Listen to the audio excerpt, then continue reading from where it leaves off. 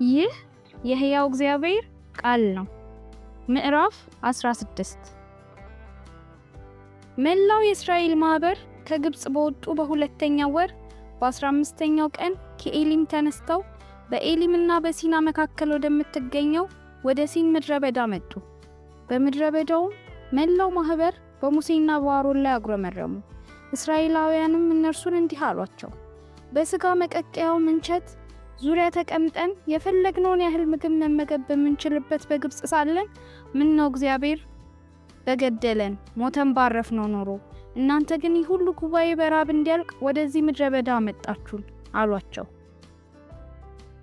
ከዚያም እግዚአብሔር ሙሴን አለው፣ ከሰማይ እንጀራ አዘንብላችኋለሁ፣ ሕዝቡም በየቀኑ እየወጡ ለዕለት የሚበቃቸውን ይሰብስቡ፣ በዚያም ትእዛዞቼን ይጠብቁ እንደሆነ ፈትናቸዋለሁ።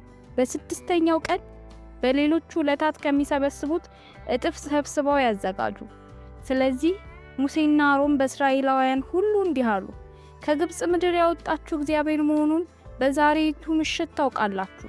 በእርሱ ላይ ያሰማችሁትን ማጉረምረም ሰምቷልና በማለዳ እግዚአብሔርን ክብር ታያላችሁ።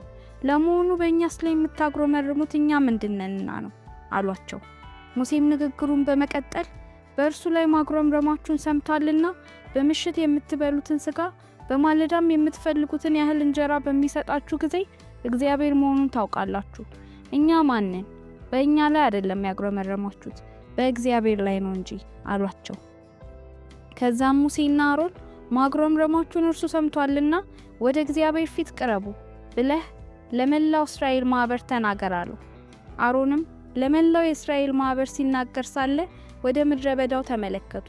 በዚያም የእግዚአብሔር ክብር በደመናው ላይ ተገልጦ ይታይ ነበር። እግዚአብሔር ሙሴን እንዲህ አለው፣ የእስራኤላውያንን ማጉረምረም ሰምቻለሁ።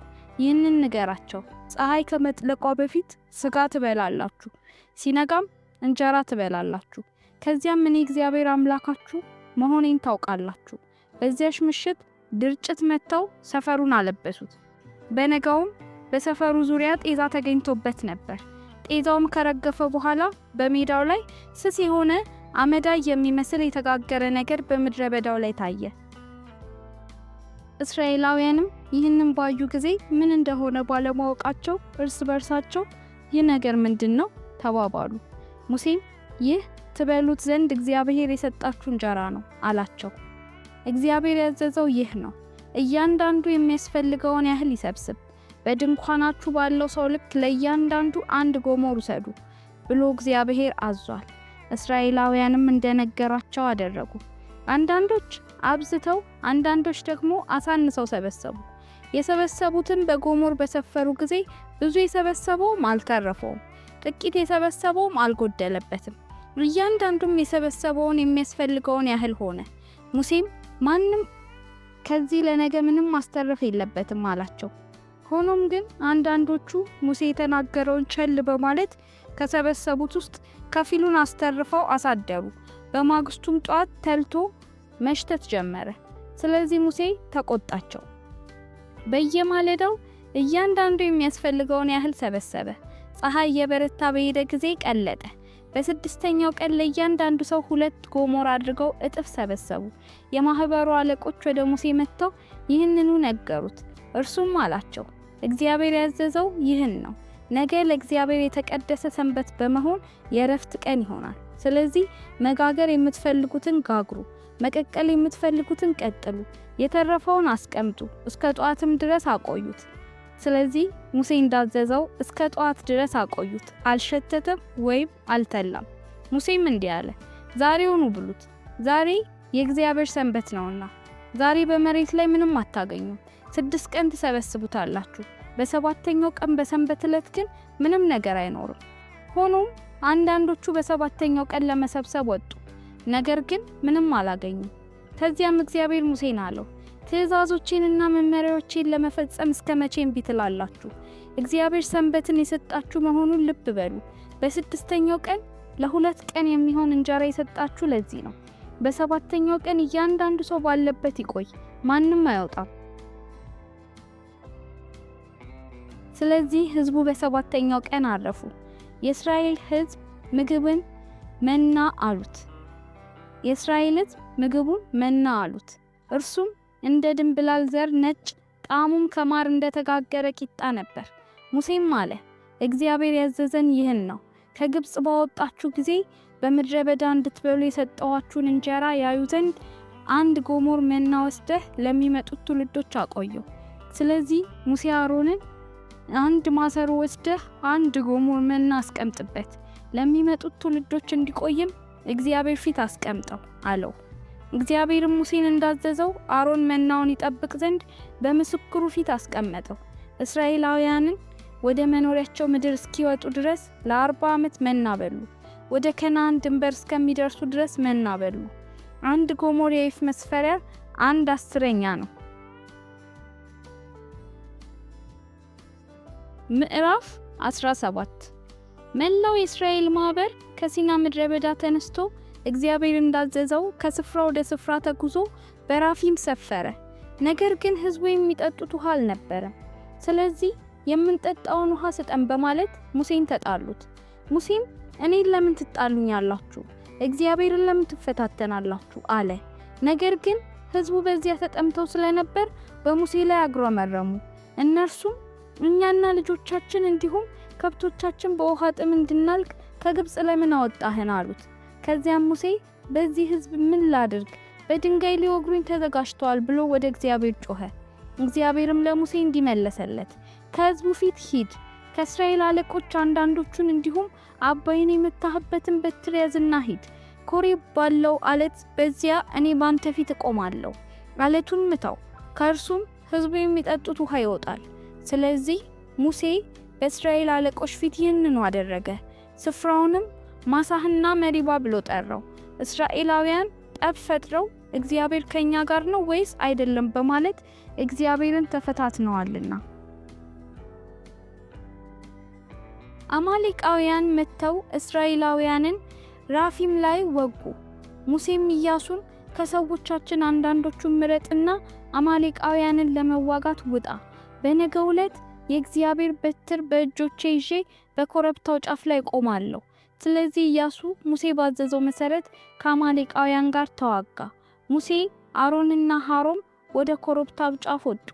ሙሴ እጆቹን ወደ ላይ በሚያነሳበት ጊዜ ሁሉ እስራኤላውያን ድል ያደርጉ ነበር። እጆቹን ባወረደ ጊዜ ግን አማሌቃውያን ያሸንፉ ነበር። የሙሴ እጆች እየዛሉ በሄዱ ጊዜ ድንጋይ ወስደው ከበታቹ አደረጉ። እርሱም ተቀመጠበት። አሮንና ሐሮምም አንዱ በአንድ በኩል ሌላው በሌላ በኩል ሆነው እጆቹን ወደ ላይ ያዙት። ይኸውም እጆቹ ፀሐይ እስክትጠልቅ ድረስ ጸንተው እንዲቆዩ ነው።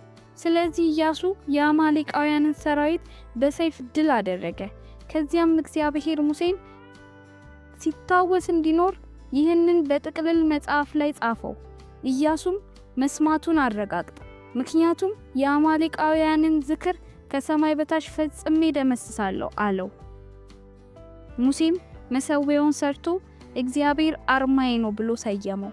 እጆቹ ወደ እግዚአብሔር ዙፋን ተዘርግተዋልና እግዚአብሔር አማሌቃውያንን ከትውልድ እስከ ትውልድ ይዋጋቸዋል አለ።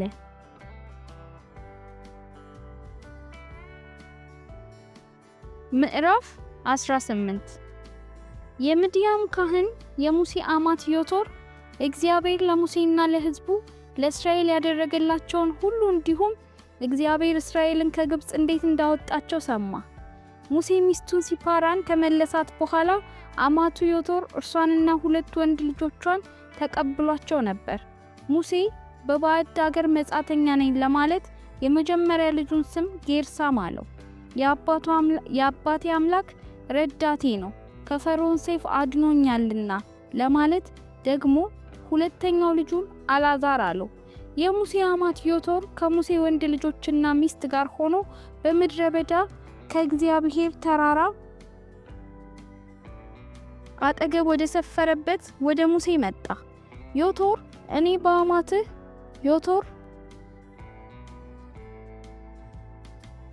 አማትህ ዮቶር ከሚስትህና ከ2 ወንዶች ልጆች ጋር እየመጣን ነው ሲል መልእክትን ላከበት። ስለዚህ ሙሴ አማቱን ሊቀበል ወጣ። ዝቅ ብሎም እጅ በመንሳት ሳመው። ከዚያም ሰላምታ ተለዋውጠው ወደ ድንኳን ገቡ። ሙሴም እግዚአብሔር ለእስራኤል ሲል በፈርዖንና በግብጻውያን ላይ ያደረገውን ሁሉ በመንገድም ላይ ስላጋጠማቸው መከራ ሁሉና እግዚአብሔር እንዴት እንዳዳናቸው ለአማቱ ነገረው። ዮቶርም እግዚአብሔር እነርሱን ከግብፃውያን እጅ በመታደግ ለእስራኤል ያደረገውን በጎ ነገር ሁሉ በመስማቱ ተደሰተ። እንዲሁም አለ፣ ከግብፃውያን እጅና ከፈርዖን ለታደጋችሁ ከግብፃውያን እጅ ሕዝቡን ለታደገ ለእግዚአብሔር ምስጋና ይሁን። እግዚአብሔር ከአማልክት ሁሉ በላይ ኃያል እንደሆነ አሁን አወቅኩኝ። እስራኤል በትዕቢት ይዘው በነበሩበት ላይ ይህንን አድርጓልና። ከዚያም የሙሴ አማት ዮቶር የሚቃጠል መስዋዕትና ሌሎች መስዋዕቶችን ለእግዚአብሔር አቀረበ። አሮንም ከሙሴ አማት ጋር በእግዚአብሔር ፊት እንጀራ ለመብላት ከእስራኤል አለቆች ሁሉ ጋር መጣ። በማግስቱም ሙሴ ሕዝቡን ለመዳኘት ተቀመጠ። እነርሱም በዙሪያው ከጧት እስከ ማታ ድረስ ቆሙ። አማቱም ሙሴ ለሕዝቡ የሚያደርገውን ሁሉ ባየ ጊዜ ምን ማድረግህ ነው? እነዚህ ሁሉ ሰዎች ከጧት እስከ ማታ በዙሪያህ ቆመው ሳለ ብቻህን በፍርድ ወንበር ላይ ለምን ትቀመጣለህ? አለው። ሙሴም እንዲህ ብሎ መለሰለት፣ ምክንያቱም ሰዎቹ የእግዚአብሔርን ፈቃድ በመፈለግ ወደ እኔ ይመጣሉ። ክርክር በኖራቸው ቁጥር ጉዳያቸውን ወደ እኔ ያመጣሉ። ለግራና ለቀኙ የሚሆነውን እኔ ወስኜ የእግዚአብሔርን ሥርዓት ሕጎች እነግራቸዋለሁ። የሙሴ አማት መልሶ እንዲህ አለው፣ የምትሰራው መልካም አይደለም። አንተና ወደ አንተ የሚመጡት እነዚህ ሰዎች የምታደርጉት ነገር ቢኖር ራሳችሁን ማድከም ነው። ስራው ለአንተ ከባድ ሸክም ነው። ብቻህን ልትወጣው አትችልም። ምክር እሰጥሃለሁና አሁን እኔን አድምጠኝ። እግዚአብሔር ካንተ ጋር ይሁን። አንተ በእግዚአብሔር ፊት የሕዝብ ተወካይ መሆን አለብህ። ክርክራቸውን ወደ እርሱ ታቀርባለህ። ሥርዓቶቹና ሕጎቹን አስተምራቸው። እንዴት መኖር እንዳለባቸውና ምን መስራት እንደሚገባቸውም አሳያቸው። ነገር ግን ችሎታ ያላቸው ሰዎች ከሕዝቡ ሁሉ ምረጥ። እነዚህ ሰዎች እግዚአብሔርን የሚፈሩ ታማኞችና በማታለል የሚገኘውን ጥቅም የሚጸየፉ ይሁኑ። የ1,000 የ100 የ50 የ10 አለቃ አድርገህ ሹማቸው። በማንኛውም ጊዜ ሕዝቡን ይዳኙ። ቀላሉን ነገር እነርሱ ይወስኑ። አስቸጋሪ የሆነውን ጉዳይ ሁሉ ግን ለአንተ እንዲያቀርቡ አድርግ። ስራውን ስለሚያግዙ ሸክም ይቀልልሃል። አንተ ይህንን ብታደርግ እግዚአብሔር ይህንኑ ቢያዝህ ድካምህን መቋቋም ትችላለህ። እነዚህም ሰዎች ሁሉ ረክተው ወደ ቤታቸው ይሄዳሉ። ሙሴ አማቱን ሰማ፣ ያለውንም ሁሉ ፈጸመ። ከእስራኤል መካከል ችሎታ ያላቸው ሰዎች መረጠና የሕዝቡ መሪዎች በሺዎች፣ በመቶዎች፣ በ50ዎች፣ በ10ዎች ላይ አለቆች አደረጋቸው። ሁልጊዜም የሕዝቡ ዳኞች ሆነው አገለገሉ። አስቸጋሪ ጉዳዮች ወደ ሙሴ አመጡ፣ ቀላል የሆነውን ደግሞ ራሳቸው ወሰኑ። ከዚያም ሙሴ አማቱን በጉዞ ሸኘው። ዮቶርም ወደ ሀገሩ ተመለሰ። ምዕራፍ 19 በ3ኛው ወር እስራኤላውያን ከግብጽ ለቀው በወጡበት በዚያች ዕለት ወደ ሲና ምድረ በዳ መጡ። ከራፊምም ከተነሱ በኋላ ወደ ሲና ምድረ በዳ ገቡ። እስራኤልም በዚያ ምድረ በዳ በተራራው ፊት ለፊት ሰፈሩ። ከዚያም ሙሴ ወደ እግዚአብሔር ወጣ። እግዚአብሔርም በተራራው ጠራውና እንዲህ አለው፣ ለያዕቆብ ቤት የምትለው ለእስራኤል ሕዝብ የምትናገረው ይህን ነው። በግብጽ ላይ ያደረኩትን በንስርም ክንፍ ተሸክሜ ወደ ራሴ እንዴት እንዳመጣኋችሁ እናንተ ራሳችሁ አይታችኋል። አሁንም በፍጹም ብትታዘዙኝና ቃል ኪዳኔን ብትጠብቁ እነሆ ከሕዝብ ሁሉ እናንተ የተወደደ ርስቴ ትሆናላችሁ። ምንም እንኳን ምድር ሁሉ የኔ ብትሆንም እናንተ ለኔ የመንግስት ካህናት፣ የተቀደሰ ሕዝብ ትሆናላችሁ። ለእስራኤላውያን የምትነግራቸው ቃሎች እነዚህ ናቸው። ስለዚህ ሙሴ ተመልሶ የሕዝቡን አለቆች አስጠራ፣ እንዲናገር የእግዚአብሔር ያዘዘውን ቃሎች ሁሉ ነገራቸው። ሕዝቡም ሁሉ በአንድ ላይ እግዚአብሔር ያለውን ሁሉ እናደርጋለን ብለው መለሱ። ስለዚህ ሙሴ እነርሱ ያሉትን መልሶ ወደ እግዚአብሔር ወሰደ። እግዚአብሔርም ሙሴን እንዲህ አለው፣ ካንተ ጋር ስናገር ሕዝቡ እንዲሰሙኝና እምነታቸው ምንጊዜም ባንተ ላይ እንዲጥሉ በከባድ ደመና ወደ አንተ መጣለሁ። ከዚያም ሙሴ ሕዝቡ ያሉትን ለእግዚአብሔር ነገረው። እግዚአብሔርም ሙሴን እንዲህ አለው፣ ወደ ሕዝቡ ሂድና ዛሬና ነገ ቀድሳቸው፣ ልብሳቸውን እንዲያጥቡ አድርግ። በ3ኛው ቀን ይዘጋጁ፣ ምክንያቱም በዚያ ቀን በሕዝቡ ፊት እግዚአብሔር በሲና ተራራ ላይ ይወርዳል። በተራራውም ዙሪያ ለሕዝቡ ወሰን አበጅተህ እንዲበላቸው ወደ ተራራው እንዳትወጡ ወይም ግርጌውን እንዳትነኩ ተጠንቀቁ።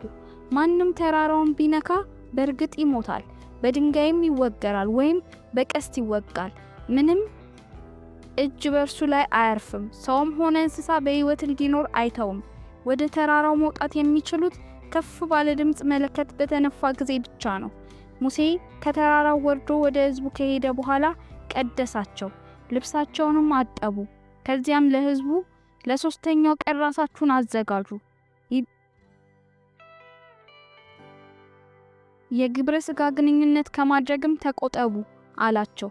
በሶስተኛው ቀን ጧት ከባድ ደመና በተራራው ላይ ሆኖ ነጎድጓድና መብረቅ እንዲሁም ታላቅ የቀንድ መለከት ድምፅ ነበር። በሰፈሩ ያሉት ሁሉ ተንቀጠቀጡ።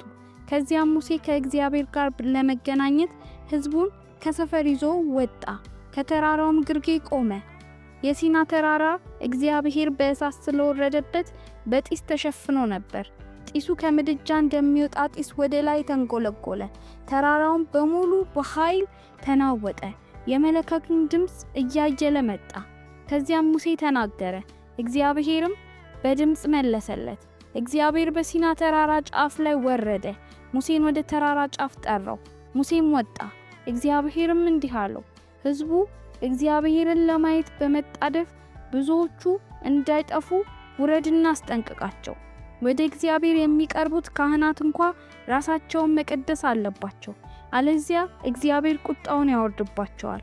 ሙሴ እግዚአብሔርን እንዲህ አለው፣ ሕዝቡ ወደ ሲና ተራራ ሊወጡ አይችሉም፣ ምክንያቱም አንተ ራስህ ከተራራው ዙሪያ ወሰን አድርግ፣ የተቀደሰውንም በማድረግ ለየው በማለት አስጠንቅቀኸኛል። እግዚአብሔርም እንዲህ አለ፣ ውረድና አሮንን ከአንተ ጋር ይዘኸው ውጣ። ካህናቱና ሕዝቡ ግን ወደ እግዚአብሔር ለመምጣት መጣደፍ የለባቸውም፣ አለዚያ እርሱ ቁጣውን ያወርድባቸዋል። ስለዚህ ሙሴ ወደ ሕዝቡ ወርዶ ነገራቸው። ምዕራፍ 20 እግዚአብሔር እነዚህን ቃሎች ሁሉ እንዲህ ብሎ ተናገረ። ከግብጽ ከባርነት ምድር ያወጣሁ እግዚአብሔር አምላክህ እኔ ነኝ። ከኔ በቀር ለሌሎች አማልክት አይኑሩ። በላይ በሰማይ ወይም በታች በምድር ካለው ወይም በውሃ ውስጥ ከሚኖሩ ነገሮች በማንኛውም ምስል ለራስህ ጣዖትን አታብጅ፣ አትስገድላቸው፣ አታምልካቸውም። እኔ እግዚአብሔር አምላክህ የሚጠሉኝን ልጆች ከአባቶቻቸው ኃጢአት የተነሳ እስከ 3-4 ትውልድ ድረስ የምቀጣ ቀናተኛ አምላክ ነኝ። ነገር ግን ለሚወዱኝና ትእዛዜን ለሚጠብቁ እስከ 1000 ትውልድ ድረስ ፍቅርን የማሳይ ነኝ። የእግዚአብሔር የአምላክህን ስም ያለ አግባብ አታንሳ። እግዚአብሔር ስሙን ያለ አግባብ የሚያነሳውን በደል አልባ አያደርገውምና። የሰንበትን ቀን ቅዱስ አድርገህ አክብር። 6 ቀን ትሰራለህ፣ ስራህንም ሁሉ አከናውን። 7ኛው ቀን ግን ለእግዚአብሔር ሰንበት ነው። በዕለቱ አንተም ሆንክ ወንድ ልጅህ ወይም ሴት ልጅህ፣ ወንድ አገልጋይ ወይም ሴት አገልጋይ፣ ወይም እንስሳትህ ወይም በግቢ ያለ መጻተኛ ምንም ስራ አትስሩ። እግዚአብሔር ሰማይንና ምድርን ባህርንና በውስጡ ያሉትን ሁሉ በ6ኛው ቀን ፈጥሮ በ7ኛው ቀን አርፏልና። ስለዚህ እግዚአብሔር የሰንበትን ቀን ባረከው ቀደሰውም። አባትህንና እናትህን አክብር።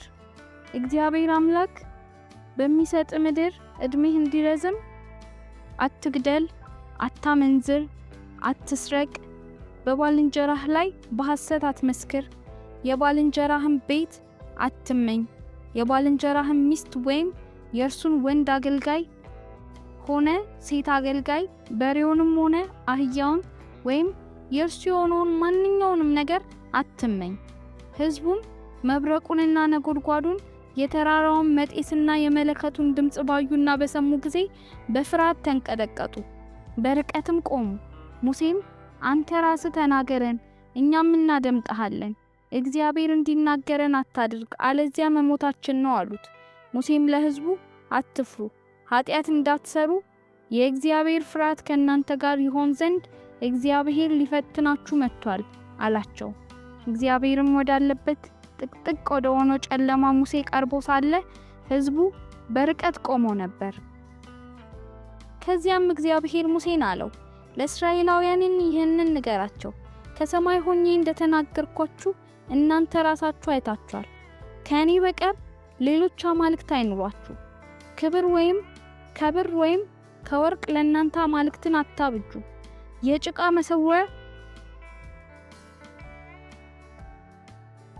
የጭቃ መሰዊያን ስራልኝ፣ በእርሱም ላይ የሚቃጠልና የህብረት መስዋዕትን ከበጎች ከፍየሎችና ከቀንድ ከብቶች ሰዋልኝ። ስሜ